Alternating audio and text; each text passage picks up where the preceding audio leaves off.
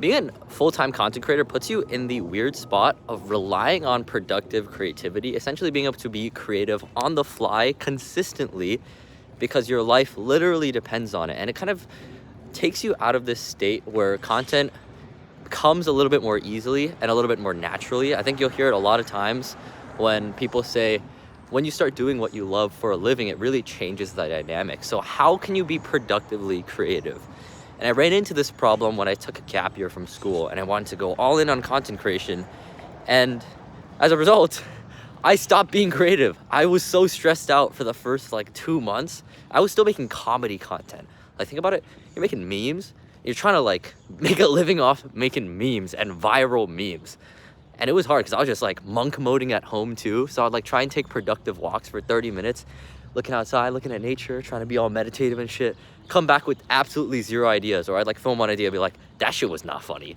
That was not funny at all. Right? Maybe comedic content was also even more difficult because being funny, it kind of forces you to be in a state of play. So I had to learn this the hard way of learning how to be productively creative because I also was in this phase of life where I was monk moding. I was gymming every day, consistent schedule, routine, everything. And that kind of does clash between that natural state of play that usually all of us thrive in creatively. And for the longest time too, I think I had this perception of creativity. Maybe it's a societal perception of creativity that people are just born with it. That it's something that you kind of have to be born with. I think most things the gym, for example, or I don't know, even becoming good at technical skills like coding, there isn't that much of that born with it or talent stigma. Whereas if you look at good art, people usually say holy shit, no, that takes a genius to create good art like that. And I would look at a lot of my favorite creators or even friends who would make videos and I'd be like, wow, these guys are geniuses. What is wrong with me? I feel like I'm just copying ideas all the time. I have to scrape the For You page or scrape YouTube's homepage to find ideas. And even then, my ideas would just be shells of those ideas that I saw on the For You page or the Explore page. So how do you become more creative? And the simple answer, after talking to a lot of friends, after reading a lot of books like The Creative Act by Rick Rubin, The War of Art by Steven Pressfield, I think those two are insanely good books for learning about creativity. But sorry, there's a car just revved up. I'm walking to the bus right now to go back to Boston to school. Ew, school. But anyways, sorry. You have to put yourself in a state of play. I think a big thing I learned. There's this concept of the artist date that I think a friend told me about. But it's something that artists do where they just kind of take a day to do absolutely nothing. And it's one of the most productive things that artists can do. They just go out to the city, walk around, and have zero quotas for the day, zero to-do lists to meet.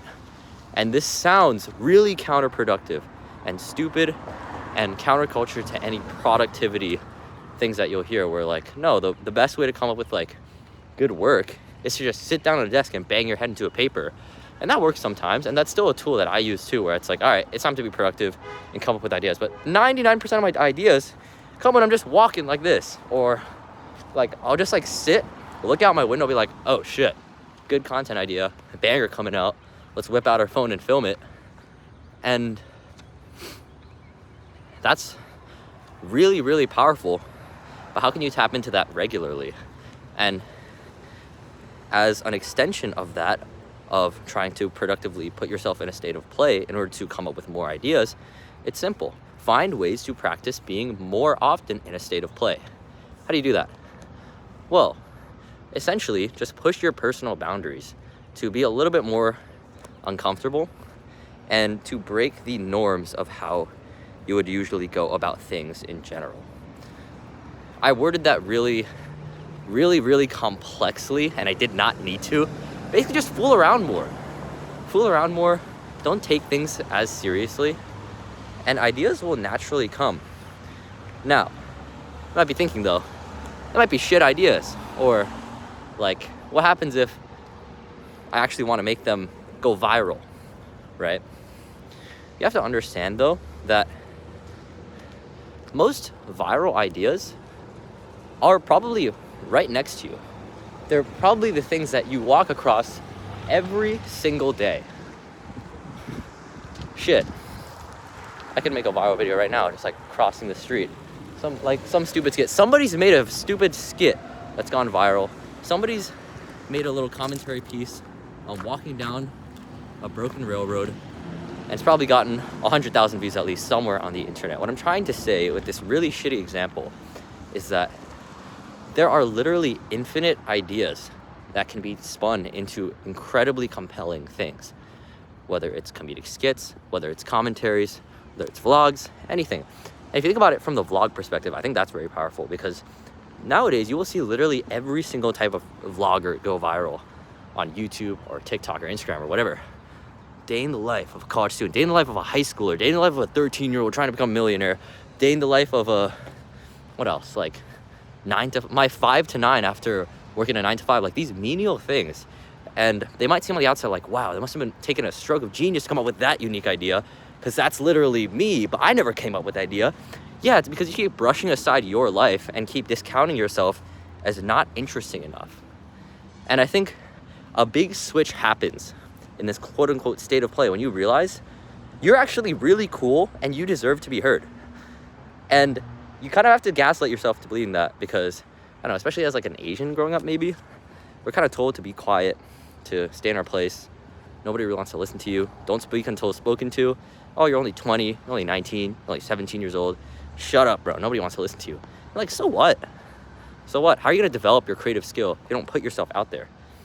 And the only way you can put yourself out there is when you tell yourself in the moment, today, the only way you'll be able to put out a really quality video that is to the best of your creative ability today is if you gaslight yourself today saying that you are worthy of being listened to and your art is worthy of being seen today with your creative potential right now. Not the creative potential you'll have in a month when you learn the new editing trick or the new algorithm hack or get used to being on camera. No. You are worthy of being listened to today, because that imposter syndrome will never go away. There will always be somebody who's better than you at making videos. There's always going to be somebody who's smarter than you, who can talk better than you, who's more handsome, more hot, more cool, more rich, has a better lifestyle, has a better camera, whatever the fuck. Like, there's always going to be somebody who has something higher than you and you're never going to escape this feeling of, my art is not going to be good enough to be listened to. No, just gaslight yourself today. And if there's anybody out there who's your age, who's your intelligence level, who speaks honestly worse than you, who has a worse camera than you, and they're making it on the internet, that shows that there is 100% potential with your current self right now to create good art that's worthy of being listened to and worthy of being seen. And even if it's not worthy of being seen, and you don't think it's worthy of like 1 million subscribers, okay, sure, that's like, you gain 1 million subscribers after posting like 1,000 times. So, can you attract a viewership of even like 10 people who would resonate with your current self? Do you have 10 friends? Okay. You saying those 10 friends wouldn't listen to you yap for like 8 minutes on camera? Give yourself a little bit more credit, you know what I mean? Give yourself a lot more credit. Honestly, like immensely more credit than you think you deserve. And I kind of have to train myself to think this way, because I have this habit of looking at everybody who's better than me. Oh my God, I only have 2,000 subscribers on YouTube. Nobody's gonna watch this video. What's the point of even like posting it? I don't give a fuck, bro. This video could get 100,000 views. It might. And I'm gonna convince myself to think that way, to think that this idea is worth that much potential. Because if not, maybe I wouldn't have had the activation energy to actually press record. Okay? And this video probably will get like 100 views. That's okay. Your video is probably gonna get 100 views, but you have to gaslight yourself into thinking your idea is worth being shared and you have the creative potential, which you do, because I'm literally just pressing record on my iPhone camera, and that's what like half these YouTubers and like Instagram Reels and TikTokers do nowadays. They just press record on their camera and they talk. And if they really believe that they are worthy of being listened to, that kind of energy attracts people anyways. Nobody wants to listen to somebody being like you know the word like pick me?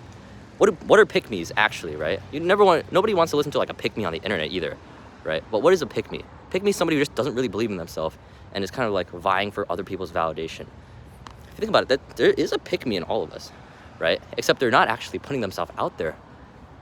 They're just like silently holding their insecurities to themselves, and they're actually vocalizing them. I don't know if that example made a ton of sense, but like, so what if you come off in a way you don't want to? So what if you sound stupid. So what if you have too much acne, or you feel like a little too chubby on the camera, or whatever? Nobody wants to listen to you having that energy, and you're never gonna attract any viewership if you bring that energy onto camera anyway. So just drop it, because it's unproductive to think that you're unworthy. It is unproductive in every single aspect of life. And content creation is a great way to gaslight yourself into thinking that you are worthy of being liked. That's kind of one of the ways that I trained myself to actually have more confidence in life. It's just by putting myself on camera and gaslighting myself into thinking that I can create good art. And so what if viewership showed up? It was still a great self-developmental tool to put myself out there and to push my comfort boundaries. So this kind of went on a tangent about being creative, but it's linked. Because if you don't believe yourself, you won't believe in any ideas that your brain comes up with.